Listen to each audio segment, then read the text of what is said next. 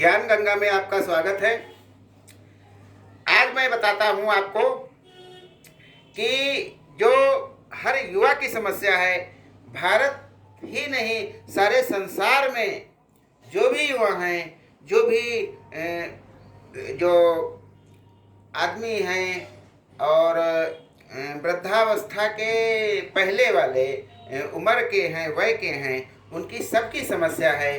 और उस समस्या से निपटने के लिए हजारों करोड़ रुपए हर महीने खर्च किए जाते हैं, फिर भी आज तक कोई भी ऐसा उपाय नहीं हुआ है जो समस्या को हल किया जा सके।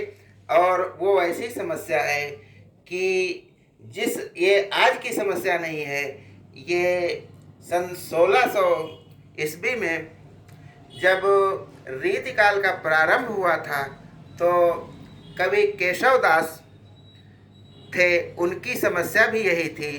अर्थात कम उम्र में जब हमारे बाल सफ़ेद हो जाते हैं तो ये बहुत बड़ी समस्या के रूप में इसे देखा जाता है। हर आदमी परेशानी अनुभव करता है और उससे निपटने के लिए तरह तरह की डाई लगाता है, तरह तरह का रंग रोगन करता है, लेकिन समस्या है कि जाती ही नहीं है। केशव दास ने कहा था, केशव केसन अस करी, केशव केसन अस करी, जो अरिहु न सुहाय, चंद्र बदन मृगलोचनी बाबा कही जाए।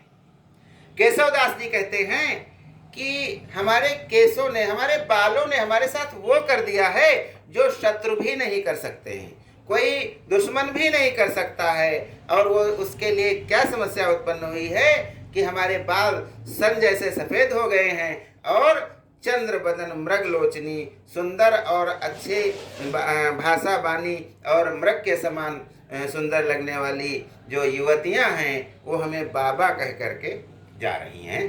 तो ये भी एक समस्या है। इस समस्या से निजात पाने के लिए उपाय हो रहे हैं, लेकिन इस वैज्ञानिक युग में भी ऐसा कोई उपाय नहीं बना है जो इसको पूरी तरीके से हल कर सके। केशव दास हमारे रीतिकाल के प्रारंभिक कवियों में से एक हैं। ये इनके जो परिवार के लोग थे वो बहुत पढ़े लिखे थे, संस्कृत बोलते थे। केशव दास ने हिंदी बोला, हिंदी में लिखा। इसीलिए कहते हैं जब हम लोग पढ़ते थे तो कहते थे भाषा का पाठ आता था, कक्षा 5 तक एक भाषा होती थी, यानी हिंदी भाषा। और भाषा व्याकरण इसको जानने के लिए हमें भाषा भास्कर की ज़रूरत होती थी। तब बहुत हर बच्चे को सबसे पहले यही उसका मांग होती थी कि हम भाषा भास्कर घर वाले हमें ले दें तो हम भाषा का अध्ययन कर सकें। तो केशव दास के जब घर के बहुत पढ़े लिखे लोग थे तो लेकिन और संस्कृत बोलते थे, लेकिन केशव दास ने हिंदी में बोला।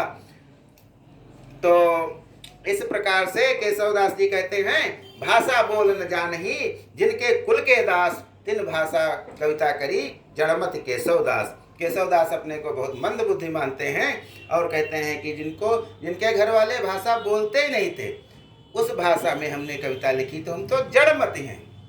लेकिन फिर भी केशव दास जो लिख के गए हैं वो बहुत कठिन है।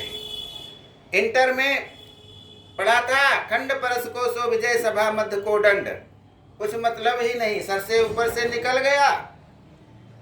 बाद में पता चला परस का जो धनुष था वो सभा के मध्य में रखा हुआ है कोदंड, और पहले लग रहा था कि सभा मध्य कोई होगा वह उसको दंडित किया जाएगा। तो ऐसे कठिन शब्दों का प्रयोग करके इन्होंने जो रचनाएं की हैं उससे हिंदी साहित्य समृद्ध हुआ है। इन्होंने इतना कठिन लिख दिया कि जब कोई राजा किसी कवि को विदाई नहीं देना चाहता था तो कहता था, कवि को देन न चाहे विदाई और पूछे केशव की कविताई, केशव की कविता पूछ लो तो वो बता ही नहीं पाएगा, तो विदाई देने का कोई मतलब ही नहीं था। इसीलिए इनको कठिन काव्य का प्रेत कहा जाता है। तो केशव दास ने जो बालों की समस्या बताई है उससे सभी लोग अवगत हैं। और ये कि सुंदर स्त्रियां बाबा कहने लगती हैं तो बड़ा बुरा लगता है, इसीलिए लोग बालों को रंगाते रहते हैं। दूसरी बात मैं बताना चाहता हूँ कि हमें इस संसार में सबसे अच्छा क्या लगता है, क्या करने में सबसे अच्छा लगता है। संसार ही नहीं, सारी दुनिया में, सारे भारत में, हर जगह जो काम सबसे अच्छा लगता है वो होता है हमें शरीर पर खुजलाना। खुजली जो होती है, खुजली करना सबसे अच्छा लगता है। उसमें जितना मजा आता है उसका शब्दों में वर्णन नहीं किया जा सकता। स्वर्ग लोक में खुजलाना मना है, इसलिए लोग स्वर्ग लोक नहीं जाना चाहते हैं। स्वर्ग का रुझान खत्म हो रहा है। लोग इसी धरती पर ही स्वर्ग जैसी सुविधाएं लेकर के रहना चाहते हैं। क्यों? क्योंकि स्वर्ग में खुजली करना मना है और धरती पर यही एक अतिरिक्त सुविधा है जिसके लिए सभी लोग यहाँ पर रहना चाहते हैं, क्योंकि यहाँ खुजलाने पर प्रतिबंध नहीं है। तीसरी बात मैं कहना चाहता हूँ कि हम सबसे जिसको ज्यादा मानते हैं वही हमारे साथ बेवफाई करता है। कि हम सबसे ज्यादा अपनी जिंदगी को मानते हैं और हमारी जिंदगी हमसे सदैव बेवफाई करके ही जाती है। जिंदगी तो बेवफा है, जिंदगी तो बेवफा है, एक दिन ठुकराएगी। मौत महबूबा है अपने साथ लेकर जाएगी, मौत महबूबा है अपने साथ लेकर जाएगी। जय हिंद, जय भारत।